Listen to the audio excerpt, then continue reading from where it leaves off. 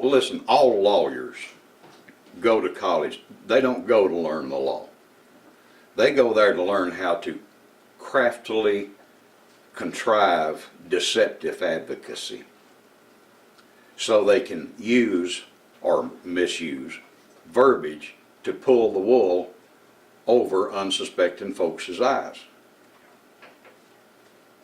So who are the criminals here?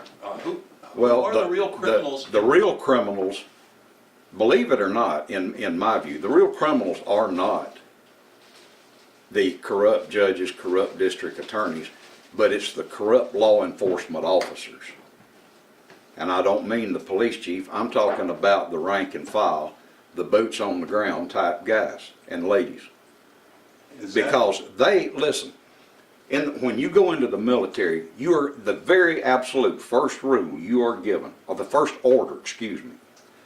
The first order you are given is you will obey every lawful order communicated to you.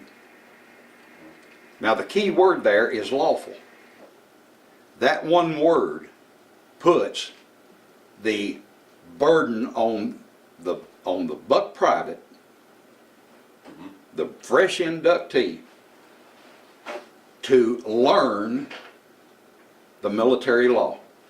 You better learn it, because if an officer tells you go into that village and slaughter everybody in there, you better know you don't have a lawful order.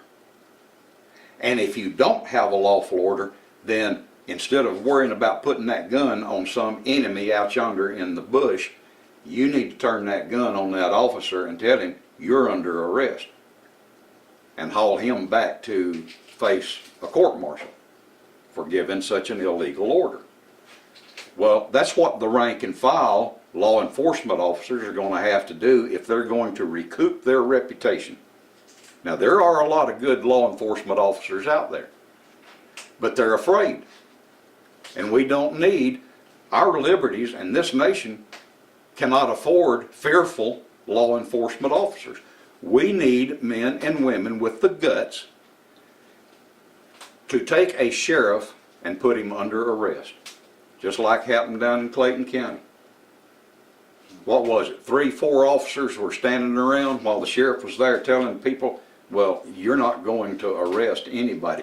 But what that dummy did... That was the police chief. I'm sorry, police chief.